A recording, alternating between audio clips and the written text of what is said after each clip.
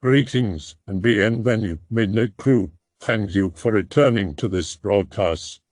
And welcome to new viewers joining us for the first time. If you like a video, then feel free to subscribe. At some time in the early 90s, my mother's family felt on hard times because they were idiots, and my grandparents and aunts and their kids lived together in a house, and they had some gnarly-ass neighbors that they said were into witchcraft, and that's why they eventually moved. The living room had tall windows that were high up to the ceiling, and below them was the couch, and across from the couch was the TV against the wall, and above the TV were mirrors, because of 90s decor. One night, my fat silly aunt was watching TV, and she looked above it, and in the reflection of the mirrors above her were two creepy green, grisly eyes. They just glowed and looked really evil. There was a shadowy body with it. It wasn't just two eyes glaring through. My aunt was so shocked and scared that she couldn't scream nor move. My other aunt walks into the living room and directly sees the eyes through the window, and she just froze and then dramatically threw her body into the hallway which connected into the kitchen. The eyes were too high up for anyone to play a prank, and there was nothing for anyone or any animal like a cat to stand on.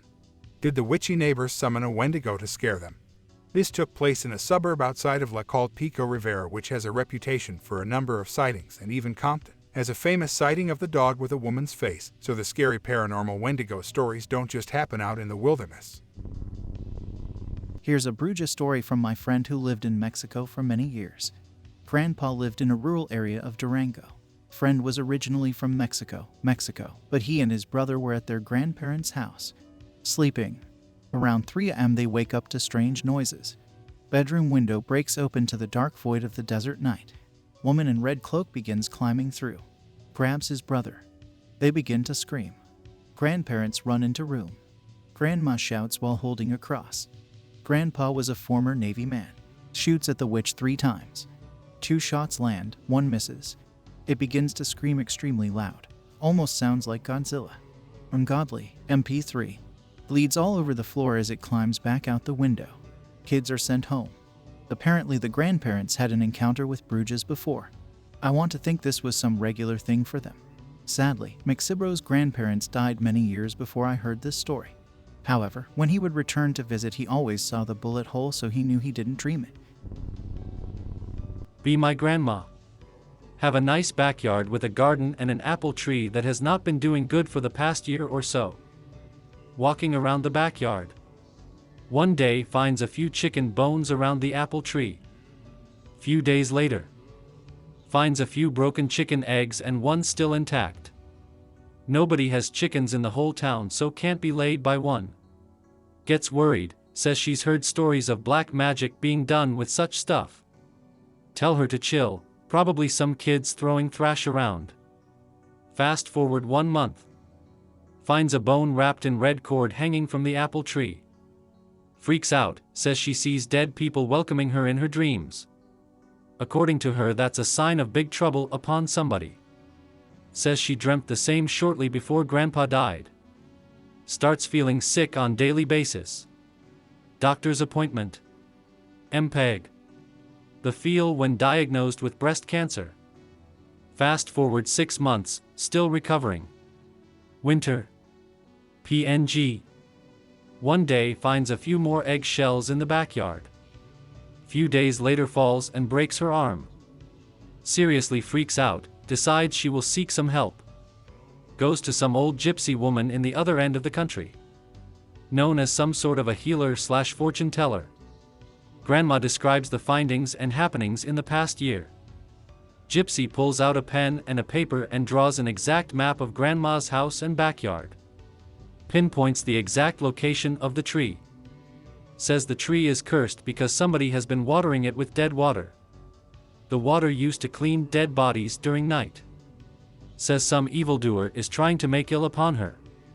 Tells Grandma to go and dig around the tree. There should be bones and eggshells buried around it, then water the tree with holy water. My face when Grandma actually finds bones and eggshells around the tree. Waters the tree with holy water daily. My face when no further issues from this moment on. This made me think seriously about magic, God, and the supernatural. Many things about that I still can't logically explain. Here's a short story as told by my granddad. Granddad and Uncle are on the road at night on his bus sometime in the 70s. They heard some scratching noises on top of the bus. Minutes later, the bus suddenly stops near a wooded area. They get outside to check the engine. They spot some lights in the wooded area, so they head there to ask for some water to cool the engine.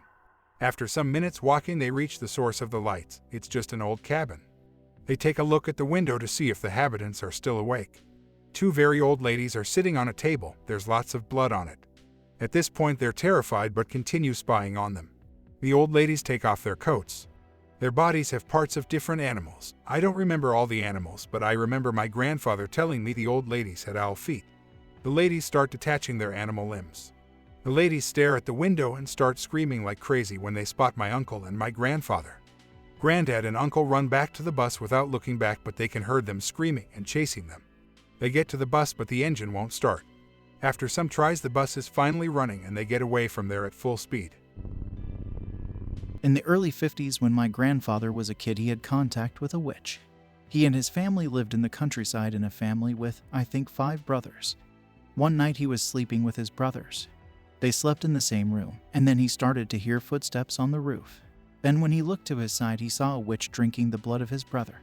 His father apparently heard something and cut the witch with a facao, machete, cutting one of her ears. After that, she fled. I don't remember if she flew or if she just ran away.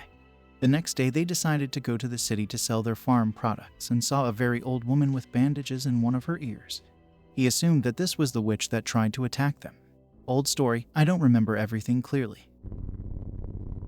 My mom had told me long ago that my dead great-aunt was a self-proclaimed witch. It started back in the 50s. She was already 30 years old, and suddenly she became rich from winning the lottery, according to said great-aunt, due to a deal with the devil, as she had learned witchcraft from the women in the neighborhood. I live in the north of Mexico, and in the old neighborhoods of my city there's a long history of witchcraft and nahuales, pre-Hispanic animal shapeshifters. During the 60s, all her children and husband died from different types of tumors. The oldest son, who also claimed to have made such a deal, choked on his food. She started to develop a hump and deformed hands due to osteoporosis. Things went on without much development until the early 80s, my mom being 10 or so, and my grandma around her late 20s. My grandma, being the first of their sisters to marry, was considered the youngest adult in the family. Her sisters were already in their early 20s, but not being married and childless made them kids, and my great-aunt called for her. No photos were taken as my great-aunt was ashamed of how deformed her body had become, but my grandma called it nightmarish.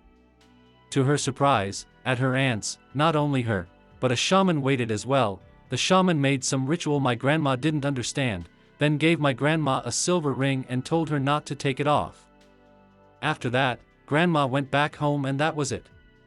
My grandpa bought a big area of land which over the decades, he has built and expanded quite a nice house, but at its beginnings it was just a small room in the middle of a bunch of dirt. It is said, my great-aunt during the night buried what was left of her fortune, which my grandpa tried to find to no avail. The weeks passed and every morning my grandparents would find small mounds of dirt and salt around their home. Eventually the ring turned black and was staining my grandma's finger. Thinking it was because it was some cheap ring, my grandma took her ring off. Then my kid uncle who was taking a bath heard someone banging on the bathroom window, so my mom who was on the backyard, but none saw anyone. Someone outside on the street yelled the work is done, and before my grandpa could come out to kick his ass, the person was gone. The next morning they called my grandma about the death of my great-aunt. My uncle said that at night, he could see the Indian ghosts dancing in the backyard. The place had been Apache territory in the past to where the treasure was buried, but my grandpa planted a tree over it. This came out because the grandma of my mom's childhood friend just died and apparently she was another witch. This was me. I find this stuff fascinating. I shared OP's story with my girlfriend a little while ago. She's Mexican and she told me a few things from her family that she gave me permission to share. She wasn't able to provide a lot of details though, so this will kind of be just a few brief stories. So my girlfriend said when she was a child, about 5 years old, she saw an old man in her room. She doesn't remember much else, only that she was very surprised to see him. He seemed to have come out of nowhere. Years later, She saw a picture of her grandfather at her aunt's house and asked who it was. My girlfriend's aunt said, "That's your grandfather." My girlfriend said, "I saw him one time in my room." Of course, her grandfather would have been dead by then, but my girlfriend's aunt wasn't surprised at all. She told my girlfriend that everyone in the family saw him from time to time. She thought his spirit probably watched over them. The last person to see him was my girlfriend's niece. It was a few years ago and she was about 10 years old at the time. His appearance coincided with an illness of some sort. They never figured out what it was. So this next part is kind of goofy, but my girlfriend was dead serious, so I'll share it. The thing about her grandfather was that he used to see El Muerto. That's apparently this spooky Mexican entity that comes to take away people who are about to die. My girlfriend described it as looking like a human skeleton, so I asked, "You mean like the Grim Reaper?" and she said yes. So anyway, her grandfather would see it all the time. When El Muerto appeared, it would make some gesture like it was saying, "I'm about to take this person out of your life." So he would argue with it, trying to convince El Muerto to leave his family alone. I guess it worked, because nothing bad ever happened. But it became known that her family was haunted by El Muerto. Soon, even other people in the neighborhood could see him. People would go, "Holy shit, there goes El Muerto," and others would see this skeletal figure walking around nearby before disappearing. My girlfriend's mom saw him a few times, and apparently so did my girlfriend's uncles and aunts. Usually he appeared in the house, but other times he was outside. So one time it appears out on the street and the whole neighborhood sees him. They see a truck coming down the street at a distance and El Muerto makes that one gesture to my girlfriend's grandfather. So my girlfriend's grandfather starts getting angry and arguing with El Muerto. He's yelling at him from the front door while his neighbors watch. Then one of his sons comes running around the side of the house right as the truck drives by. Bam! He gets hit and dies before they can get him to a hospital. Pretty goofy, but I thought it was a fun story. So there was one other thing. My girlfriend said when she was 9, she had this streak of bad luck. She lost all her hunger. She stopped eating altogether. Then she got a huge bulge in one of her eyes. I asked her to specify and she said it was like a ball protruding out of the side of her literal eyeball. There were all sorts of other things, but the point was that her grandmother took her to a witch doctor. When they came in, the witch said, "She's got a spirit attached to her. Someone gave it to her because they don't like her." But the witch doctor said there was nothing she could do. So my girlfriend's grandmother heads down to Mexico, carrying a photograph of my girlfriend with her. She visits a well-known witch doctor there, a powerful one. As soon as she sees my girlfriend's photo, she nods and says she can fix it. But my grandmother never told her what the woman did, only that she took the photograph from her. After that, my girlfriend's hunger came back and the bulge in her eye disappeared. One last weird thing. A few years later, the bulge in my girlfriend's eye came back and she stopped eating again. But it went away by itself after about a week. Later, my girlfriend's mom said she found witchcraft near their house at the same time that my girlfriend's problems came back. This time she took the witchcraft, which apparently was an item of some sort, to the church where a priest blessed it. Right after that, my girlfriend was fine again. The relative, I'll call him Jose from now on, living in Mexico. Traveling to a different town for a job. I think he was a sicario moving to another hit. He's with his partner smoking a cig by a tree line, forest. Both of them see a ball of light jumping through the branches. Partner turns to look at him and asks what the hell is that. Jose tells him it's a witch. His partner looks at the light getting closer and grabs his gun and aims at it. Jose tells him to put it away because bullets can't hurt witches. Partner puts it away, but decides to prove him wrong. Proceeds to remove pants and wrap it around a rock. Jose looks at him in confusion. Partner waits until the ball of light gets close and chucks pant rock at it. It nails the witch. They see the witch fall through the branches and run over to it. They get to where the witch fell and see an old woman with a pig. They help her up because she's old, but then proceed to hold her at gunpoint because she's a witch. She tells them that she's not an evil witch and that she doesn't suck kids' blood.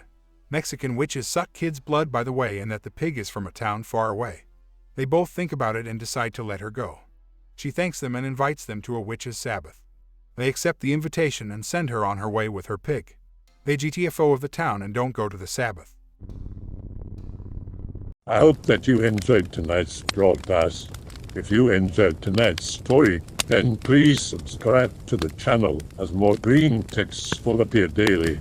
A new broadcast will appear when the clock strikes midnight Central Time.